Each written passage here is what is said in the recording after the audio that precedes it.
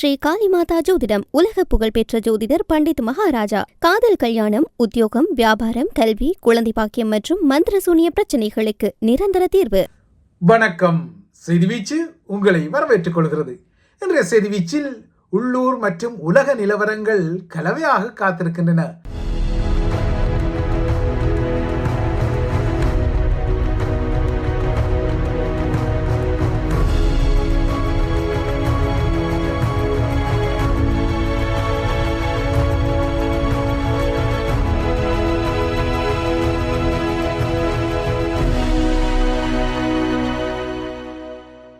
அமெரிக்காவுக்கும் ஈரானுக்கும் இடையிலான முக்கியமான புரிந்துணர்வு ஒப்பந்தம் கடந்த ஞாயிற்றுக்கிழமை இரண்டு தரப்புக்கும் இடையில் எலக்ட்ரானிக் சிக்னேச்சர் எனப்படும் இலத்திரனியல் ஒப்பங்களை பெற்றிருந்த நிலையில் நேற்று ஒப்பந்தத்தின் ஹார்ட் காப்பி எனப்படும் தாழ் வடிவிலான கையொப்பங்கள் டொனால்ட் ட்ரம்பினால் இடப்பட்டிருக்கின்றன.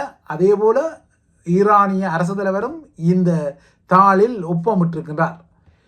யாருமே எதிர்பாராத வகையில் இந்த நகர்வுகள் நடந்தன. அதுவும் வரலாற்று ஒப்பந்தங்களுக்கு பெயர் போன பிரான்சின் வெர்சைல் அரண்மனையில் தனது கையொப்பத்தை ட்ரம்ப் இட்டார். அதன் பின்னர் ஈரானிய அரசு தலைவரும் அவ்வாறு அந்த ஒப்பந்தத்தில் தனது கையொப்பத்தை இட்டார். இப்போது அதிகாரபூர்வமாக இந்த ஒப்பந்தம் நடைமுறைக்கு வந்திருக்கின்றது. ஹோர்மூஸ் நீரிணையை திறப்பது உட்பட்ட நகர்வுகள் நடைமுறைக்கு வந்துவிட்டன. அமெரிக்காவும் ஈரான் மீதான தனது கடல்வழி முற்றுகையை விலக்கியுள்ளது. இந்த நிலையில் இந்த விடயங்களை விரிவாக பார்ப்பதற்கு முன்னர் இலங்கை விடயங்களை, அதாவது உள்ளூர் விடயங்களை உற்று நோக்கினால் அங்கும் சில பரபரப்பான நகர்வுகள் இன்று இடம்பெறுகின்றன.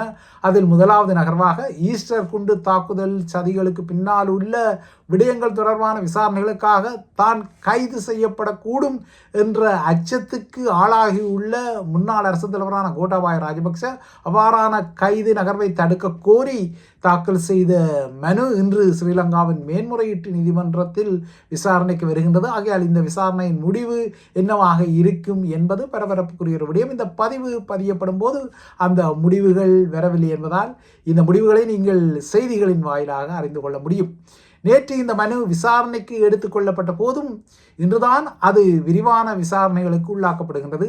மேன்முறையீட்டு நீதிமன்றத்தின் தலைமை நீதிபதி ரொஹந்த அபேசூரியாவும் நீதிபதி சரத் திசாநாயக்காவும் இந்த மனுவை இன்று விசாரணைக்கு எடுக்கும் நிலையில் இந்த பதிவு பதியப்படும் போது ஏற்கனவே குறிப்பிட்டது போல அதன் முடிவுகள் வரவில்லை. ஆனால் நேற்று இந்த மனு விசாரணைக்கு எடுக்கப்பட்ட போது அதில் நீதிபதியாக இருந்த பிரியந்த பெர்னாண்டோ தனிப்பட்ட காரணங்கள் என்ற அடிப்படையில் இந்த மனு மீதான விசாரணையில் இருந்து சடுதியாக விலகி இருக்கின்றார். அவரது இடத்திற்கு புதியவராக நீதிபதி சரத் திசாநாயக்கா நியமிக்கப்பட்ட நிலையில் இன்று அவரும் இந்த விசாரணையில் பங்கெடுத்திருக்கின்றார். இதற்கிடையே ஸ்ரீலங்கா சுற்றுலாத்துறையில் இடம்பெற்ற நிதி முறைகேடு தொடர்பான சம்பவங்களில் கோட்டாபாயாவின் சகோதரரும், அதாவது தம்பியும், முன்னாள் ஸ்ரீலங்காவின் பொருளாதார அபிவிருத்தி அமைச்சருமான பசில் ராஜபக்சவை கைது செய்து நீதிமன்றத்தில் முன்னிலைப்படுத்துமாறு நேற்றும் ஸ்ரீலங்கா சிஐடியினருக்கு நீதிபதி பெசன் அமரசேனா இன்னொரு உத்தரவை பிறப்பித்திருக்கின்றார். ஏற்கனவே பசில் ராஜபக்சவை கைது செய்யுமாறு நீதிமன்றம் உத்தரவிட்ட நிலையில் அவர் இப்போது அமெரிக்காவில் இருப்பதால் அவருக்கு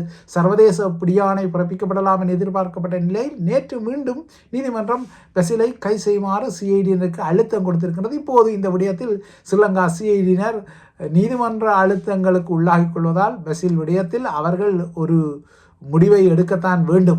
இதேபோல நேற்று மஹிந்தவின் புதல்வனான யோசிதவும் ஸ்ரீலங்கா கடற்படைக்குள் தகுதியற்ற வகையில் ஒரு அதிகாரியாக ஆட்சேர்ப்பு செய்யப்பட்ட விடயத்தில் கைது செய்யப்பட்டு அதன் பின்னர் பிணையில் விடுவிக்கப்பட்டிருக்கின்றார். ஆக மொத்தம் ராஜபக்ச தொடர்பான கிடுக்குப்பிடி நகர்வுகள், அதிர்வுகள் பரபரப்பாக வரத்தான் செய்கின்றன. அண்மைய நாட்களில் இவை தீவிரமடைகின்றன. பஞ்சமின்றி இந்த செய்திகள் எல்லாம் ஸ்ரீலங்கா ஊடகங்களில் உலா வருகின்றன. ஒருபுறத்தே இந்த நகர்வுகள் பழைய மோசடிக்காரர்களை பிடிக்க வேண்டிய அவசியத்தை, இல்லையென்றால் தோற்றப்பாட்டை உருவாக்கி கொண்டாலும் அரசாங்கத்தை பொறுத்தவரை தம்மீதான பொருளாதார சுமை குறித்த விமர்சனங்களை திசை திருப்ப இந்த நகர்வை செய்வதாகவும் ஒரு விமர்சனம் உள்ளது. அதாவது மக்களை பொறுத்தவரை அனுர ஆட்சிக்கு வந்த பின்னர் தம்மீது சுமத்தப்பட்டுள்ள பொருளாதார சுமை பெரிதும் குறைக்கப்படவில்லை என்ற ஒரு குறையும் விசனமும் இருக்கின்றது. இது நாளுக்கு நாள் அதிகரித்து வரும் நிலையில் தமது அரசாங்கத்தின் தோல்வியையும் பின்னடைவையும் திசை திருப்பிக் கொள்ள ராஜபக்சேக்கள் மீதான சட்ட நகர்வுகளை அரசாங்கம் எடுக்கின்றதோ என்ற ஐயங்களும் விமர்சனங்களும் இருக்கத்தான் செய்கின்றன. எனினும் முன்னாள் உயர்மட்ட தலைவர்கள் மக்களுக்கு செய்த பெரும் கேடுகள் இல்லையென்றால் மோசடிகள் முறைகேடுகள் தொடர்பான விசாரணைகள் இடம்பெற வேண்டும், அவர்களுக்கு தண்டனை கிட்ட வேண்டும் என்ற விடயமும் தென்பகுதியில் யதார்த்தமாக இருப்பதையும் மறக்க முடியாது. கோட்டாபாய ராஜபக்சவை பொறுத்தவரை கடந்த 3ஆம் தேதி அன்று கொழும்பு நீதிமன்றம் அவரை அதிகாரபூர்வமாக விசாரணை செய்யப்பட வேண்டிய நபர் என்ற முத்திரையை குத்தியமை ஒரு முக்கியமான நகர்வாக பார்க்கப்படுகின்றது. அன்று நீதிமன்றம் கோட்டாபாயவுக்கு வெளிநாட்டு பயண தடையும் விதித்திருந்தது. இதனை அடுத்து தான் இந்த நகர்வுகளின் அடுத்த கட்டம் தன்னை விலங்கிடும் வகையில் ஒரு சூழலை உருவாக்கலாம் என்ற ஒரு அச்சத்தை மூக்கில் வியர்வையாக கொண்ட கோட்டாபாய ராஜபக்சவும் அவ்வாறான நகர்வுகளை தடுக்க வேண்டிய அடிப்படையில் தான் இந்த கைது நகர்வை முன்கூட்டியே தடுத்து நிறுத்துவதற்காக மேன்முறையீட்டு நீதிமன்றத்தில் இந்த வாரம் ஒரு மனுவை தாக்கல் செய்தார். அந்த மனு இன்று விசாரணைக்கு வருவதால் நீதிமன்றத்தின் முடிவு பெரும் உற்றுநோக்கலுக்கு உள்ளாக்கப்படுகின்றது. இதற்கிடையே மஹிந்தவின் ஆட்சியில் கோட்டாபாய பாதுகாப்பு செயலாளராக பதவி வைத்த போது காணாமலாக்கப்பட்ட தமிழ் இளையோரின் குரூர முடிவுகளுக்கு பின்னணியில் இருந்த வதை முகாம்களில் ஒரு முக்கியமான வதை முகாமான திருமலை கடற்படை தள வளாகத்துக்குள் அமைந்துள்ள கன்சைட் பாதாள வதை முகாம் இன்று ஸ்ரீலங்காவின் நீதித்துறையில் திருவோணமலை நீதிவானால் பார்வையிடப்பட்டதாக தெரிகிறது. கொழும்பில் கப்பப்பணம் கோரி கடத்தப்பட்டு காணாமலாக்கப்பட்ட 11 பேர் உட்பட 60 பேர் இந்த கன்சைட் தளத்தில் பாதாள தளத்தில் இரகசியமாக தடுத்து வைக்கப்பட்டு சித்திரவதைகள் செய்யப்பட்டதான செய்திகள் பல வருடங்களுக்கு முன்னரே வந்த நிலையில் இப்போது இந்த இரகசிய வளாகத்தில் மேலும் பலர் தடுத்து வைக்கப்பட்டிருந்ததான ஆதாரங்கள் எல்லாம் நீதிமன்றங்களுக்கு வந்திருப்பதால் நீதிபதியின் இந்த பார்வையிடல் இன்று நடந்திருப்பதாக தெரிகிறது. இலங்கையை பொறுத்தவரை அங்கு விரவியுள்ள ஊழல் மோசடிகளை நிறுத்த அனுர அரசாங்கம் என்னதான் படாத பாடுபட்டு பல நகர்வுகளை செய்தாலும் அங்கு மோசடிகளும் மாபியா நகர்வுகளும் தொடரத்தான் செய்கின்றன. அரசாங்கத்தின் நகர்வுகளும் முறியடிப்பு நகர்வுகளும் இடம்பெறத்தான் செய்கின்றன. உள்ளூர் செய்திகளை நோக்கி கொண்டால் இந்த குற்றச் செயல்களின் அடையாளத்துக்குரிய செய்திகள் தினசரி வருகின்றன. இலங்கையே குற்றச் செயல்களின் ஒரு நாடோ என்ற தோற்றப்பாட்டை ஏற்படுத்தும் வகையில் இவ்வாறான செய்திகள் தினசரி வருகின்றன. அந்த வகையில் வடக்கில் காங்கேசன்துறை துறைமுகத்திலிருந்து தமிழகத்தின் நாகப்பட்டினத்திற்கு பயணிக்கவிருந்த பயணிகள் படகில் சட்டவிரோதமாக தங்க கடத்தல் இடம்பெறுவதாகவும் இதனை ஒரு குட்டி மாபியா வலையமைப்பு செய்வதாகவும் கிடைத்த தகவல்களை அடுத்து அதிரடியாக ஸ்ரீலங்கா சுங்கத்துறை நடத்திய சோதனைகளில் 26 பயணிகள் நேற்று ஒரே நேரத்தில் மாற்றப்பட்டனர். சுங்கத்துறைக்கு கிடைத்த உளவு தகவல்களின் அடிப்படையில் நடத்தப்பட்ட ஒரு அதிரடி நடவடிக்கையில் 6 பெண்கள் உட்பட 17 இந்திய குடிமக்களும் 9 இலங்கையர்களும் சந்தேகத்தில் கைது செய்யப்பட்டனர். இவர்களில் 6 பேர் சிறிய சிறிய தங்கப்பொதிகளை தமது உடலில் குடல் பகுதிக்குள் மறைத்து கடத்த முயன்றதான சந்தேகங்கள் எல்லாம் வந்ததால் 26 பேரையும் மருத்துவ பரிசோதனை, குறிப்பாக அவர்களின் உடல்களில் தங்கம் மறைத்து வைக்கப்பட்டிருக்கின்றதா என்பதை சோதனை செய்ய அவர்கள் அனைவருமே யாழ் போதனா மருத்துவமனைக்கு அனுப்பப்பட்டனர். அதன் முடிவுகள் எதிர்நோக்கப்படுகின்றன.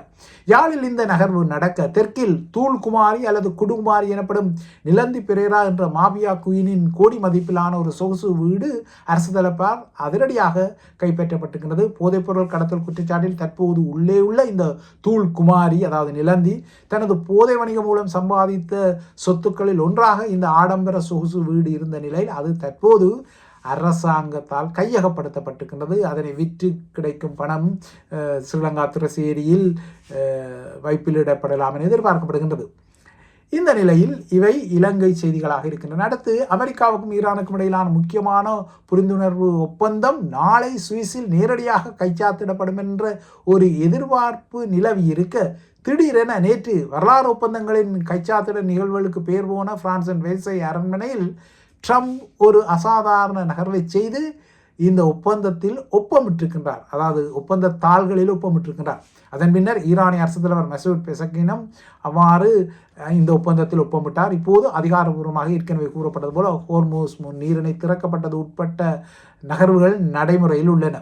2 நாடுகளின் முக்கிய தலைவர்களும் இந்த ஒப்பந்தத்தில் ஏற்கனவே கடந்த ஞாயிறு அன்று எலக்ட்ரானிக் சிக்னேச்சர் எனப்படும் மெய்நிகர் வழியில் ஒப்பமிட்டிருந்தனர். நாளை சுவிஸில் உண்மையான தாள்களிலான ஒப்பமிடல் நிகழ்வு நடக்கும் என திட்டங்கள் போடப்பட்டிருந்த நிலையில் இப்போது ட்ரம்பின் நகர்வால் நாளைய சுவிஸ் நிகழ்வு தனது முக்கியத்துவத்தை இழந்திருக்கிறது. எனினும் அமெரிக்காவின் உப அரசு தலைவர் JD வான்ஸ் உட்பட்ட முக்கிய தலைவர்களுடன் இந்த நிகழ்வு நடைபெறலாம் எனவே இப்போதைக்கு தெரிகின்றது.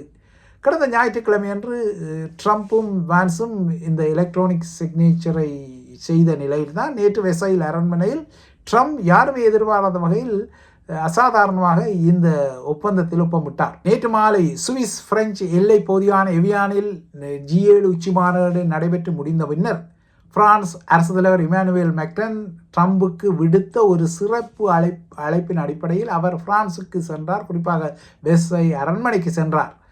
அமெரிக்காவின் 250வது சுதந்திர தினத்தை கொண்டாடும் வகையில் வெர்சை அரண்மனையில் ட்ரம்புக்கு டொனால்ட் ட்ரம்ப் நேற்று இரவு விருந்தை வழங்கிய போது இந்த அசாதாரணமான நகர்வுகள் நடந்தன.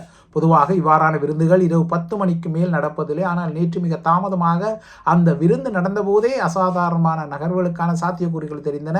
விருந்து மேசையில் பிரெஞ்சு அரசு தலைவருக்கு அருகில் ட்ரம்ப் அமர்ந்திருந்த போது இந்த புரிந்துணர்வு ஒப்பந்த தாளை அமெரிக்காவின் வெளியுறவு அமைச்சரான மார்க்கோ ரூபியோ ட்ரம்பிடம் நீட்டிய பின்னர் அதை வாங்கிய ட்ரம்ப் அதில் ஒப்பமிட்டார்.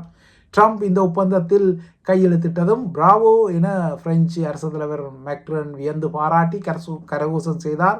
மார்க்கோ ரூபியோவுடனும் டொனால்ட் ட்ரம்புடனும் அவர் கைகுலுக்கி வாழ்த்து தெரிவித்தார். நல்ல பணி, சிறப்பான பணி என இந்த ஒப்பந்த கைச்சாத்துடலை பிரெஞ்சு அரசு தலைவர் வர்ணித்தார். அதன் பின்னர் அங்கு கூடியிருந்தவர்கள் கரகோஷம் செய்து ட்ரம்புக்கு வாழ்த்து தெரிவித்தனர். இதன் பின்னர் அங்கிருந்தவர்களுக்கு இந்த ஒப்பந்தத்தின் பிரதியை உயர்த்தி பிடித்து ட்ரம்ப் காட்டினார்.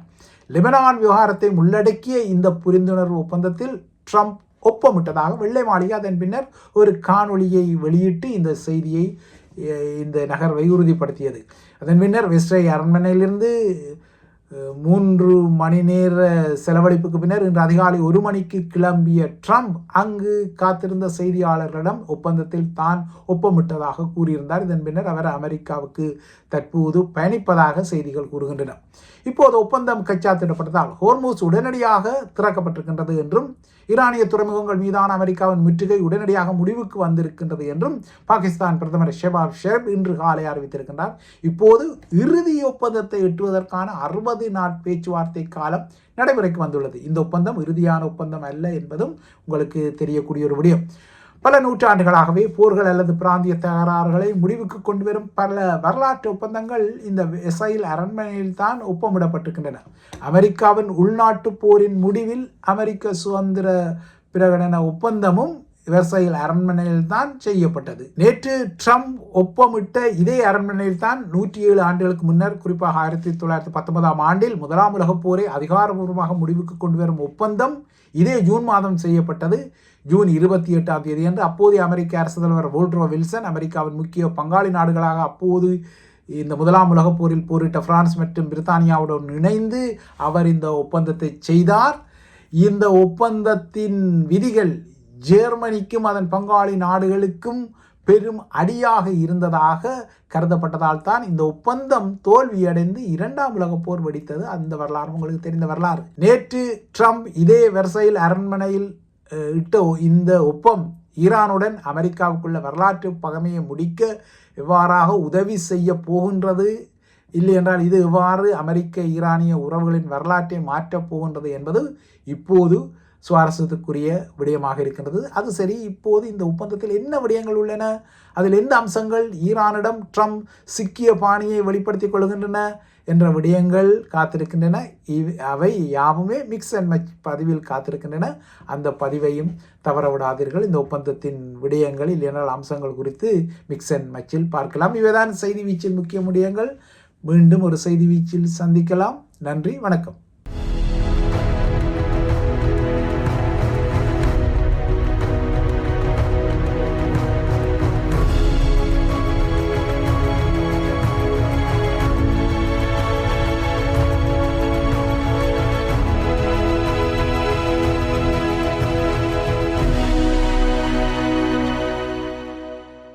ஸ்ரீ காளிமாதா ஜோதிடம் உலக புகழ்பெற்ற ஜோதிடர் பண்டித் மகாராஜா. காதல், கல்யாணம், உத்தியோகம், வியாபாரம், கல்வி, குழந்தை பாக்கியம் மற்றும் மந்திர சூனிய பிரச்சனைகளுக்கு நிரந்தர தீர்வு.